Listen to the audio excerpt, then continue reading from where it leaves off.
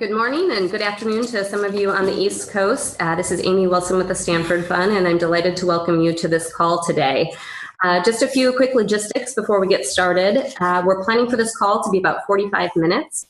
We're going to be having a question and answer for the second half of the call, and the way you'll be able to submit those questions is using the Zoom app. You'll see a Zoom group chat in your right-hand side of your screen, and you can use that to submit questions throughout the call, and I'll be able to take those and hand them over to Mike Morgan, who is leading our call, and we'll be able to get those asked. We may not be able to get all of your questions addressed, but we promise to provide them to Bill after, and if we're able to get some follow-up, we'll be sure to distribute that.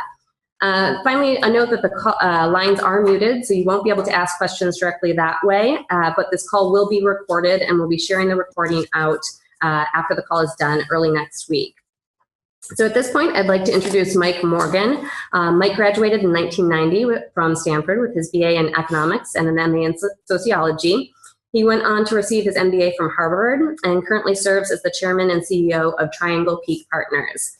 Mike has been a very active volunteer at Stanford for many years, including most recently as a member of the Parents Advisory Board as his daughter Emma is finishing up her freshman year here. Mike also serves on the GSB's management board, the Precourt Institute for Energy, the DAPER Fund, and of course he joins us here as the national chair of the Stanford Fund. Mike, I'll turn it over to you. Great, thanks, Amy. And first of all, let me thank everyone on the phone for their generosity. I would just point out that it is President Fund members like you who provide more than 50% of the Stanford Fund's funding in any year. So thank you very much for that. But to the business at hand here, it is my pleasure today to introduce Bill Burnett, who is a consulting assistant professor in the mechanical engineering department in the design group and the executive director of Stanford's innovative product design program. One of the earliest interdepartmental majors, this undergraduate and graduate degree program combined curriculum from the mechanical engineering department and the art department to produce human-centered, values-driven designers.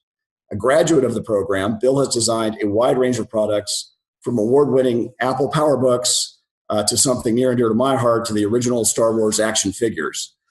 He holds a number of mechanical and design patents and design awards for a variety of products, including the first Slate computer. 8 years ago, Bill and Dave Evans worked together to conceive and launch Designing Your Life, an open enrollment course that is one of the most popular electives on campus today and helps students think about how to live meaningful and impact-filled lives. The class was launched with seed funding from the Stanford Fund, which continues to provide support for this unique academic opportunity. We'll start by talking with Bill a bit about how this class came to be and what the implications for design thinking are for undergraduates, and hopefully for all of us. Following that, we'll open up the call for your questions, as Amy said. Bill, thanks so much for joining us on the call. We are delighted to have you. Oh, I'm happy to be here. Thanks. Great. Okay, so let's kick it off. Why don't, if you could just start by telling us the origin story of the class, how you identified the need for a class like this, and how did you decide on the first class prototype? Sure. Well, I've been the executive director of the program now for about 10 years. It's a program that I graduated from, but I had been teaching, as an adjunct one class every year for a long time. So I've been having office hours with these amazing Stanford students for about 30 years. And they all have, a lot of questions, particularly as they get right around now, graduation. And they're thinking, hey, what am I going to do with my life? Did I major in the right thing? How will this turn into a job? Will I like the job? Right. So I've been having that conversation with students for a long time. And when Dave Evans and I got together, he had been teaching a class over at Berkeley, which is not design related, but similarly about, vocation. We decided almost instantly that we would put together some prototypes to see if we could use our design thinking, this innovation methodology we use to design products and services. It felt like that was a perfect way to sort of think about what the rest of your life was like. The rest of your life is a design problem, and you could use all the same tools to attack that and come up with really innovative ideas and solutions. So Dave and I did a couple of quick prototypes. I had 6 of my students one summer for a couple of afternoons. And they liked it so much they wouldn't leave. They kept wanting to have this conversation. Then we prototyped it with just my seniors, the seniors in the Product Design program. That was very successful. And then the folks over at the Career Center At that point, Lance Choi asked us, hey, could you teach this to everybody? Because one, people want to learn design. They want to learn design thinking. That's gotten to be pretty hot on campus. And two, we hear the same thing, that they don't know what, they come to the Career Center, and the Career Center is great if you know what you want. I want a job, and I want to try, banking or investments or design or engineering.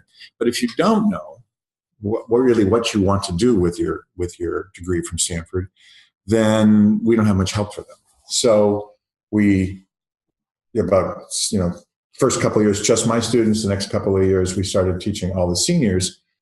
And then the vice provost, Harry Ellum, came and said, hey, can you do a class for freshmen? Because I really want the freshmen and the sophomores to just, don't do Stanford like they did high school. We want them to explore it and to design their own personal Stanford experience. So we said, well, we'll try a prototype or two on that. And now we teach designing your Stanford for freshmen and sophomores. We teach designing your life for juniors and seniors. And then Patty Gumford over in the Vice Provost's Graduate Education office said, hey, that's not fair. We got to have something for the master's and PhD students. So actually that's become another really popular class. I think we have over 80 PhDs in a class this quarter called Designing the Professional. How do you take your PhD, and are you going to go to the academy? Or are you going to go to business? What are you going to do? But in all these cases, it's the same question. Is my life going to be meaningful? How am I going to express my talents, my creativity out in the world? Will the world want what I want to give it? Just because you want to do something doesn't mean the world wants to pay you to do it, right? So, and it is an interesting problem because it's design related. Right? Your life isn't something you can plan per se, because stuff changes and the circumstance changes. And as soon as you have a primary relationship, then you have to make different choices. And so it yields to the same kind of creative processes of brainstorming and mind mapping and coming up with lots of ideas. And then we introduce students to the idea of prototyping. Yeah. You don't need to, go to law school and be a lawyer for 10 years to figure out if you want to be a lawyer. There's lots of ways to prototype into that experience, or to prototype, any experience that you want, any degree that you want. So it's been it's been a fascinating class to teach because the students really get it. They're super enthusiastic, particularly the seniors, particularly the spring quarter seniors. I just finished teaching Designing Your Life for the spring, which kind of saved spring for me because it's a fun time, and they're really ready to have this conversation. That's great. Well, I was going to ask you who takes it, but you've sort of answered that question very effectively, I think. So can you take us through what a participant really experiences in the course? And you mentioned prototyping, but how do you get them through the process? Well, it's a 10-week class. It's a couple hours on a Friday typically. And first we'll introduce them to the design thinking process. Design thinking, we start with empathy. Empathy in this case for ourselves and what the world wants. Then we redefine the problem. We teach them how to reframe problems. Most people are actually working on the wrong problem. It's like, and most of them have what we call dysfunctional beliefs. The idea that what I majored in is exactly what I'm going to do for the rest of my life.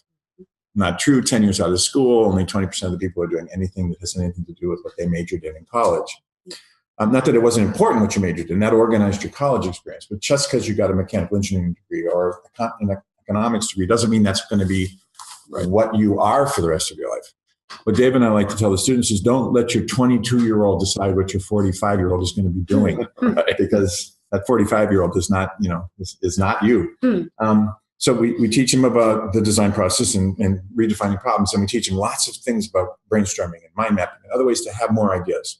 We're pretty research-based. There's lots of research saying if you have lots of ideas and they're widely spread, you have a better chance of choosing something that's going to work. And then it's the prototype and test cycle. This is basic in how the iPhone was built, how the first laptops I did at Apple were built.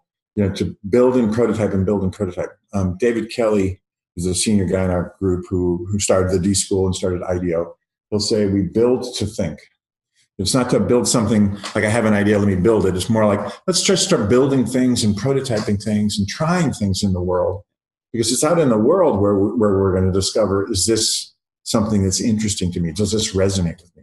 So they go through all those processes, and it ends up with, we've sent them to the career fair. They've prototyped, half a dozen conversations in fields they might be interested in, kind of information interview, and we call them prototype experiences. They've at the end they build what we call 3 Odyssey plans, really ideations of their future. We never do one. Mm-hmm. This notion that there's one singular perfect version of you is crazy. That's also not true in the research literature. And we use a lot of stuff from Bill Damon's lab over here at Stanford, the Center for the Study of Adolescence, and stuff from the School of Education and also from the business school. And we like to cite, research to sort of blow up these dysfunctional beliefs.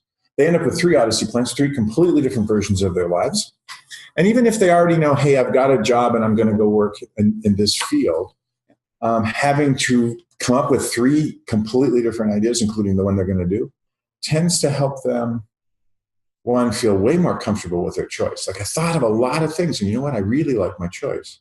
And 2, it makes them mindful of remembering, hey, that one job or that one thing I'm going to do, that's my job. That's not my whole life. And all these other things that are on my other plans, they're important to me too.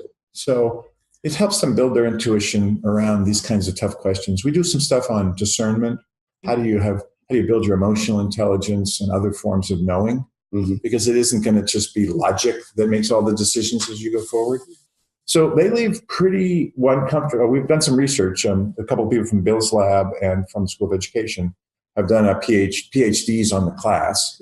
They'll take a group of just standard control students. They're just students, just standard, take 50 of those, take 50 students who take the class. And then they did a study where 50 students who couldn't get in but wanted to take the class, because we were wondering if maybe it's just the intentional students get better, they just because they're thoughtful. And in that particular study, against the control group, the people who took the class had higher self-efficacy. They believed they could solve this problem, way lower stress around job finding and satisfaction, and an increased ability to have lots and lots of ideas. Mm-hmm. Interestingly, the students who were in the group that wanted to get in the class but couldn't, their dysfunctional beliefs went off the charts. Mm-hmm. Because what's happening is that as they get closer and closer to the decision point of graduation, they're just talking to each other and reinforcing stuff that isn't true and getting more and more anxious. So we have some evidence that it works. That's great. So given this is now, it sounds like many, many students are taking this across, different years and different disciplines. 15% of Stanford students, undergraduate and graduate, take the class. So the prototyping aspect of this and your methodology for teaching it, maybe to some of the engineering students is somewhat familiar, but for a lot of people, this has to be a really different approach. Yeah. You run into resistance to one, digging into these kind of deep issues for the students, but 2, this process approach that you're talking about. Yeah, there's 2 things about that. One is, we're not telling people anything about what they should do. Dave and I do not should on you. Mm-hmm. There's no you should do this method or you should do this. We come at it from the point of design. So the first part of the class is we're just going to teach you how to be a designer and to think like a designer, think with curiosity, learn how to reframe, learn how to do radical collaboration, all the stuff we teach at the D School and in my program. So that immediately gets everybody on the same page. Then it's their process to discover what's of value to them. We never talk about values. We don't do that sort of stuff. But since they have to create a plan around 3 different things, their values come up. We do one thing where we ask them to write their worldview. What do you think? What's your theory of work? Why do we work? And then we ask them to write their worldview. What's the big picture? And it's not that we're trying to get a certain kind of worldview or worldview. All we're going for is coherence. There's a lot of evidence in the positive psych literature that if who you are and what you do and what you believe kind of tie together, I'm doing things that I think are valuable. I'm doing them in a way that is the way I think, is ethical. Doesn't matter what your value system is. We never get into that. It's just coherence. Right. Understand why you're doing what you're doing. We've just completed, the Alumni Association was very generous and sent us to 16 cities, and we've been talking to lots of people. The people who I find are the most stuck in the conversations I have with alums are folks who are very successful, but aren't in the place they want to be. With a partner at the law firm or the business firm or whatever, the CEO, but somehow the life that they have is overtaken in some ways who they are. But now they have this, very big life and very big income, and they don't know how to change. And what we're trying to do is just get you to be a little more intentional when you're 22 so that you don't end up 45 going, how the heck did I get here? Yeah. That's great. What are, would love to hear just some of your favorite anecdotes or examples of students who found insights in the class and really changed their direction. And well, I can give you two, and there's dozens and stuff. But one just is that often we do have students in the class, and particularly later in their senior year, and they have, kind of gone through a job finding process, and they've got one. And they'll say, well, I don't need to do this Odyssey planning thing because I've got a job. I'm going to go work for, this company. And we say, well, do it anyway. And inevitably they come back and they go, you know what? That was incredibly valuable because now I know that the thing I picked is actually the thing I want. And before a lot of our students will go for Stanford students like to achieve. They like to get the hard thing. If it's hard to get a interview in a position in a business, consulting firm, if I want to get that McKinsey thing or that BCG thing, everybody knows that's the hard thing to get, and they'll just go for it. And sometimes they, when they get it, they don't know why they did it. Right? So one thing is a number of students have come back and said, this is super valuable because it really confirms that I made a good choice. And I'm really happy with my choice. I'm more happy with my choice than I was before. And I've also had the opposite where someone will come in my office hours and go, okay, I did all the Odyssey plans and there's a bunch of stuff I really love to do, but here's my problem. I go, what's that? So, well, I got the job at McKinsey. I knew that was the hard thing to do. I prepped for it. And I'm just using McKinsey as an example of that thing all the students know you should want, right? So I get the thing I know I should want. I get the brass ring. I come to my office hours and go, what's the problem? That's congratulations. What's the problem? I go, now that I got it, I don't want it. I go, okay, why did you go for it? They go, I don't know. It's just everybody was doing it, so I did it. I said, so what do I do? And I say, well, if you don't want to take it, as far as I know, the job offer is not a life sentence. You do not have to take it. Slavery was abolished. Yeah, slavery was abolished. And they say, I could say no. And I go, yes, you could. And they're so relieved. It's almost like all I'm doing, I'm just echoing back their own voice to them and giving them permission to listen to it. And they're so happy. And then they have to deal with, but all my friends are going to tell me I'm nuts. And I go, let me tell you a story about a 45-year-old I met, who doesn't want to be what he is. So sometimes it's just that they notice that they've been unconscious about some choices. And this brings up their own, all we're doing is empowering them to hear themselves. And to maybe the voice in their head is what their parents want them to do or what they think their friends want them to do. And it's just giving them an opportunity to think about what they want to do. Yeah. It's interesting. This generation, I've noticed in the last 2 or 3 years, because I've been doing this for a while, they're really into social enterprises, working in nonprofits. They're much less driven in general by, I have to take the important job that is the thing everybody says I should want. And so they are actually pretty good at exploring this stuff. Yeah. Well, I'm class of 1990 from Stanford. And so one of my questions was, if you compared that era with the current students, that's one. What else are you seeing that are differences in kind of the last 25 or 30 years? Well, we're kind of at the tail end of the millennials and I guess the beginning of Gen Z or whatever you want to call it. First of all, I love the millennials. They are, in fact, the most purpose-driven generation we've gotten. Not that the kids in the 90s weren't great, but there was I remember talking to my colleagues in the 90s and saying, wow, there's an awful lot of what we now call ballistic students, just like come to Stanford to get the graduate school or the job they wanted. And they weren't really exploring as much, I think. I think there was more pressure on economics in those days and some other things, although school's more expensive now and stuff, so I don't know. But the millennials certainly are purpose-driven. They love to work hard. They are not an entitled generation in any way that I can tell. And this new sort of transition thing. Remember, the students I have now as sophomores and juniors saw the sort of crash of the economy in 08, 09, right? So they would have been, 12, 15, or somewhere around there. Maybe. And so they might have seen their parents downsize. They might have seen, something happen economically in their family. So they don't believe in the notion that someone's going to hire me and I'm going to work there forever. They don't believe in the notion that the company will take care of me. They really feel that they have to be agents in their own success. Right? And so I see a lot more of that, and a lot more really willing to explore what's out there for them, and just assuming that no one else is going to structure it. No company is going to give them lifetime employment. My dad, came back from the Korean War and got a GI Bill and went to San Jose State and got a summer job at a little place up on Page Mill Road called Hewlett Packard that no one had heard of, and worked there for 44 years. That's just not what these kids think is even possible. They've never had that, and they probably saw some economic dislocation. So they're pretty good at thinking for themselves. It's great. Well, we're going to turn and open it up for questions from our audience here. And Amy, you want to remind people how to do it one more time? Absolutely. So just a reminder that you can use the Zoom group chat function to submit your questions. You can either submit them to everyone, or you can choose my name and submit to me, and we'll make sure to get them over to Bill. So I think we've got a few that have been submitted ahead of time by those of you already on the call. That's great. So this one's from Melanie. And so she asked, what are the opportunities for practice of the concepts, mentoring or coaching?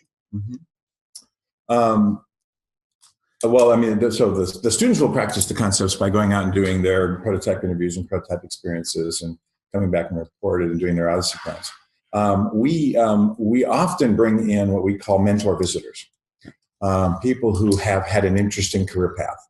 And we, instead of saying, well, I'm the CEO of blah, blah, blah, and here's how I got here, we say, start when you were an insecure freshman and tell us, what were you thinking then? What were you thinking when you graduated? And even amazingly successful people, and we've had some really fun folks come in, will report, when I was graduating, I had no idea what I wanted to do. And I kind of took this job on a whim, and it was really not very good. And then I pivoted, and then I did this, and then I did that. And then I met this guy. So when you tell it the way it actually happened, the students realize, wow, that sounds more like me than just, I'm the very successful blah, blah, blah. Right. So we have mentor visitors come in, and I'd love to have alums, who have a story. And we also, the class is an interesting format. In addition to being lots of design activities and getting up out of your seat and doing lots of stuff, the class is set up so that everyone is in a little seminar of 6. So sitting in a circle around a table in 6, and I might have 10 sixes. So I have this last quarter, I had 60 kids in the class. When we have 90 kids in the class, we'll have, 12 sixes or 14 sixes. So what happens is you're in a little community of 6 people are having this really interesting conversation about their lives and what's going to happen next. And it feels like a seminar. And, I'm from the front of the room, or I'm sitting down in one or two of the groups. But we go back and forth from group work to class work to 2s and 3s. So it really feels, no matter how big the class is, and we've done, 100 kids, it feels like I'm in a 6-person seminar in kind of a noisy room. And, Bill or Dave is up in the front of the room and guiding these sort of design exercises. So, and to do that well, we need a facilitator for every table. And so we often have alums and other people come in and facilitate. And now we did that almost exclusively in the beginning because we didn't have any place to get facilitators. Now what's happening is the students are coming back and saying, I took the class, I really want to facilitate a group. Yeah. And so we use students for that as well. But that's a couple of ways you can. And do you have examples of the groups continuing beyond graduation? Oh, yeah. The groups always, by the end of 10 weeks and 20 hours of talking about, their hopes and dreams and their lives and coming back with their prototypes and showing what happened. They've all exchanged emails. There's lots of hugging at the end of the class, and they stay pretty connected. We don't manage that anyway, but we know that they do. And Dave and I have a standing offer that if you take our class, any of my classes, the design classes for my majors with this one, you get office hours for life. Yeah. And I've had students come back 2 years, 5 years, 7 years now, because this one version we've been teaching for 7 years. And I've had somebody come back. One of my design students come back recently, from 15 years ago and have office hours. I teach a lot of classes. This is the one that I get the most student feedback from because it's really just it's a container for them to talk about and design their lives. And we just put the format and the framework and the ideas and tools there. They do all the hard work. They love to come back and talk about it. And I get emails all the time of, hey, I'm still using my Odyssey plan, or I'm doing this or that. And, all my friends at work are really confused, so I'm teaching them how to do this. Thanks for the book. We really appreciate it. That's great. So we got one from Julia, which I think it reflects a little bit of the skepticism. You mentioned the happy guys earlier. We were talking. Mm-hmm. So please explain further your tools for arming students to, yes, follow their dreams, but also to be productive, contributing adults to society, who can support the right lifestyle. So I think the skepticism there obviously is sort of sure. Yeah, we're not dropping out. We do not encourage them to follow their dreams. That's a silly idea. And we are known nowadays around campus as the anti-passion guys. This notion that you follow your passion and then everything will be fine. Like, what in the world makes you think what you're passionate about has anything to do with what the world needs?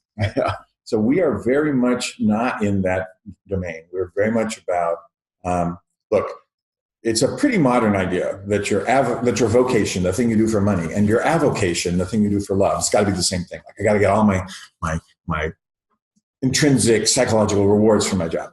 That's completely baloney. That's a 50-year-old idea. But my grandparents, who came from Germany and Wales in the 30s, escaping the Nazis, weren't thinking their jobs were going to fulfill them. They just wanted to have a job. And so we break out the avocation vocation thing. We talk about why you might want to do the thing for love, not on the market's terms, and the thing for money, is important. And this idea of passion is just ridiculous because, again, from Bill Damon's work, less than 20% of the people have any identifiable passions. Mm-hmm. And Stanford students have lots of things they want to do. There's lots of things they're good at. That's a bad way to start. So we blow that up immediately. That's a dysfunctional belief.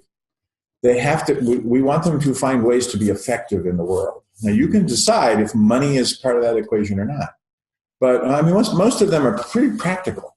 It's not like, oh, everybody leaves our class and they want to be a poet or a painter. That's not it at all. They actually want to have impact in the world. They want to go out and do something, and they want to make some money, and they want to make some impact. So we are not encouraging pipe dream careers and stuff. Now, I have Stanford students who go out and, have, hit albums. I had one of my advisees came in my office 4 years ago and said, hey, everybody else sees this Instagram stuff. Everybody else trying to make pictures permanent. What if we made them disappear? And I said, that's a dumb idea, Evan. and that's Evan Spiegel from Snapchat. So, I'm not worried about my students not going out and thinking of good ideas. And we are certainly not, I want to make sure that people understand, we're not encouraging them to indulge in things that can't be done. We're very practical, like prototypes, what's available, and if you want a career in the arts or a career in nonprofits, it's perfectly wonderful, and we can give you the tools to go find effective careers in the arts. We're not pushing any particular agenda other than, if you want to be happy, you're going to have some kind of engagement in the world. If the engagement ties to your values, you'll find more meaningful work. Look, there's a startling Gallup poll. They do this every couple of years, and they ask, how engaged are you in work? And they do like 25,000, workers, a huge sample. 85% of American workers report that they are disengaged or actively disengaged in their job. Mm-hmm. So 85% of the American workers show up on Monday morning going, oh, crap, I got to go to work. Right? Mm-hmm. And that's all. And we're just saying that's not necessary. I have never not had a job I love. Right? And I just sort of intuitively discovered things that were interesting. So yeah, we're not about going off and doing something that is not supportable. And the students are mostly looking for things that they can, make a living and make a meaningful living at. So I'm not worried that they're, that this is somehow causing them to just, just do stuff that's not practical. So a question from Laura, who's a recent grad. And her question is, are you working on further expansion of Designing Your Life curriculum, especially given its success well beyond the original classroom course? As a young alum, I've been interested in how the model might be applicable to recent grads. So I will add on to that question with how is there a plan, and what is the best plan for sharing this with alumni broadly? Yeah. there's a bunch of things going on in that area. And when Dave and I started the D-Life Lab, which is just the name we give for the 5 of us that are working on this, we had, do a great job teaching at Stanford, do some research to see if this works. And we funded some research in that area. We'd love to fund more.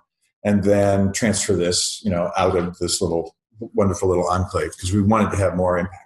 So part of writing the book was just to get it off campus and get it everywhere. And the book is done. We've never done a book before. This is my first time. We ended up with a great publisher, the Knopf guys at Penguin Random House, and the book's doing great. And that's great. We get lots of feedback from the book. And that caused us to do the tour where we're doing these little 90-minute workshops all over with the Alumni Association. The other thing is we wanted to have it seemed kind of negligent that no one at Stanford was helping people form who they wanted to be. We pack these kids full of information, but we don't do anything around their formation of being a human, right? So that's working pretty well, and we think we got a formula for that with the design thinking stuff. So then our idea was, okay, let's get this to other campuses. And I did Farooq Day, who now runs our career center, which is, he's renamed Beam, and it's all about meaningful, job, meaningful work. He had a bunch of the Ivy League, other career center people who are on campus, and I did a little lunch talk explaining the class. And across 100% of the Ivy Leagues have said, we want this class. So we just completed this. Yesterday, I just completed the first transfer workshop where we had Harvard, Yale, MIT, Columbia.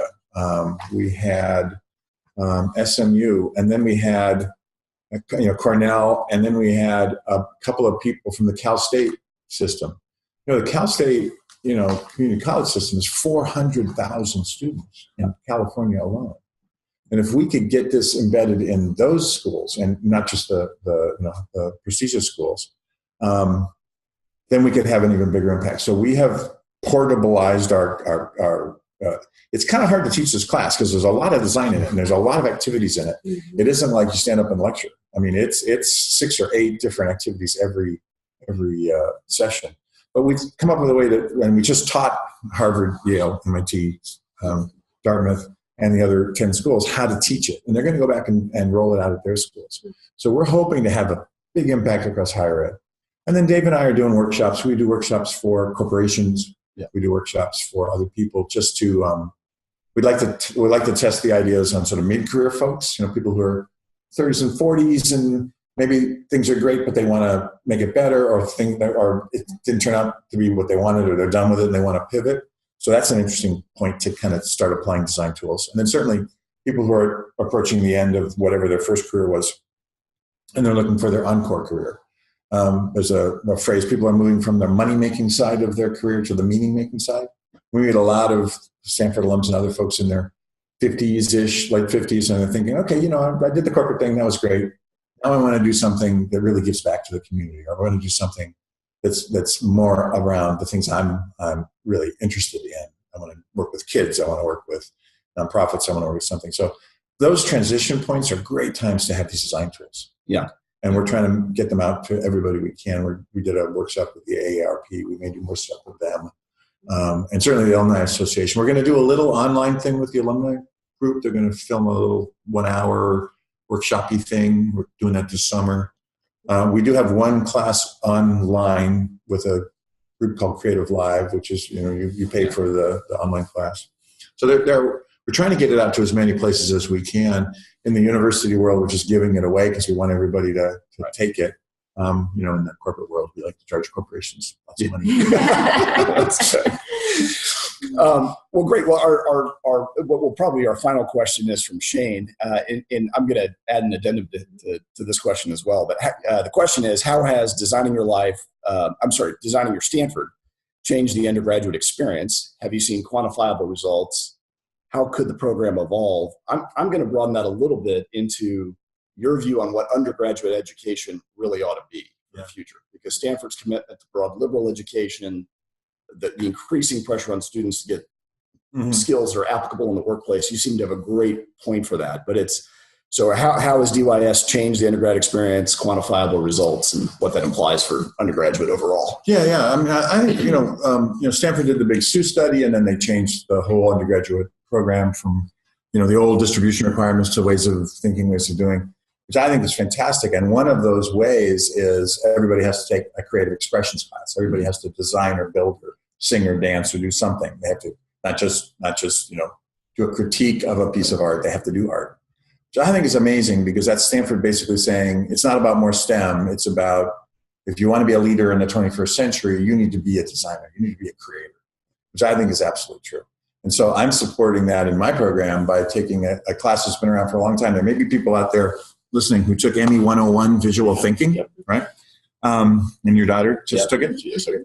So we've expanded that class now as a WAYS class. It meets the creative expression requirement. And now we're teaching it like 5 or 6 times a year, twice in spring quarter, twice in, well, it used to be only people who were in my major could get in, and now everybody can get in. So that's an example of us trying to change the narrative on campus, that it's not just go be a CS major. If you're not a creative CS major, if you're not a creative econ major, you're not going to be as successful.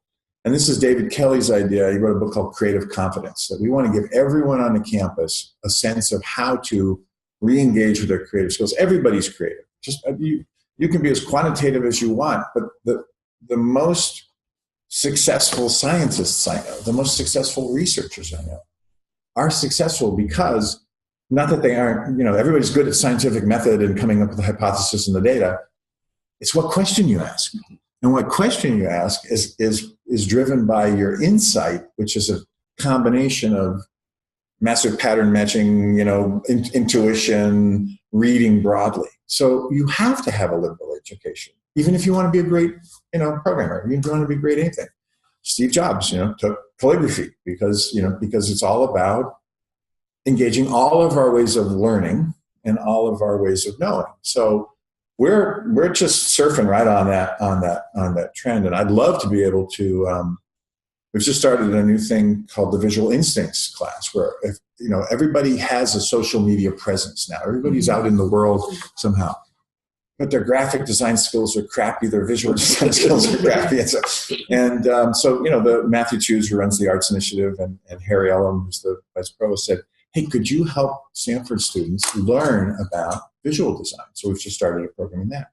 I think all these things, and this Designing Your Stanford class, I think a liberal education has to include design.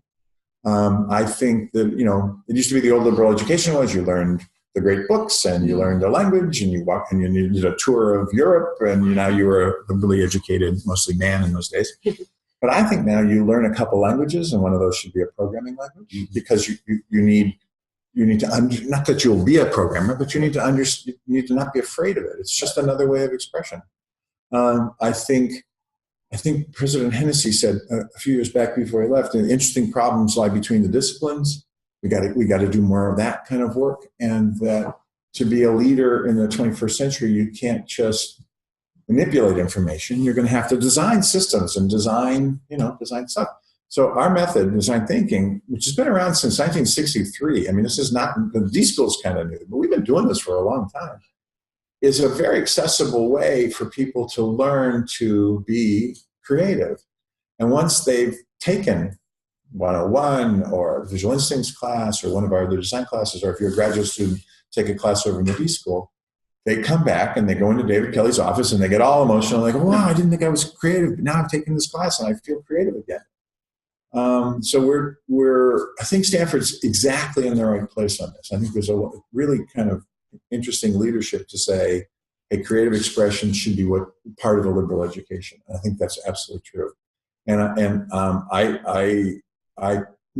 my major product design is the one engineering major which almost requires an overseas quarter, because I want my designers to go to some place in the world where everything is new and different, so they learn how to observe culture and people, because that's so critical to human-centered design. So in the spring of their junior year, we put a block saying go overseas. Yeah. They don't all do it, but it's at least possible, right? Because in a lot of the engineering majors, there's so many classes you can't do it.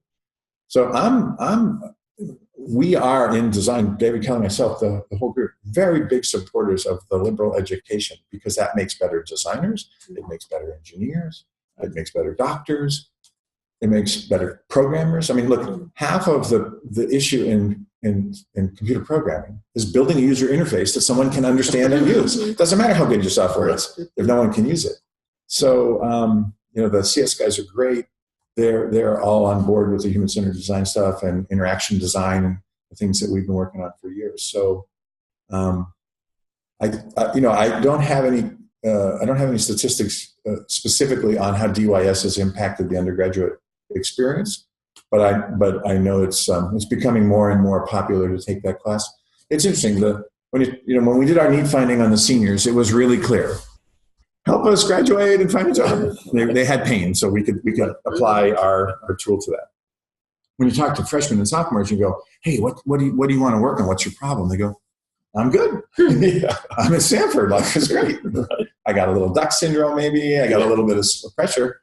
But they don't, it took us a while actually to come up with a class that they thought was worth taking, because most of the undergraduates here are pretty happy. They don't have a problem to solve. And so we've redesigned that class a couple of times to sort of address more of this idea of exploration and learning by doing. We have a model in there. It's like you design stuff, and then you document what you designed, and then you sort of cycle through it again. And we do a lot of storytelling in the class. How do you tell the story of your experience at Stanford? So, but they're all fun. All the classes are fun. The students are great. It's great. Bill, thank you very much for the time today, and would like again to thank everybody on the phone for your support of the Stanford Fund. Yeah, absolutely. Thanks all. We'll be ending the call now, but we will be sending out the recording in the next couple of days. So thanks so much for joining us.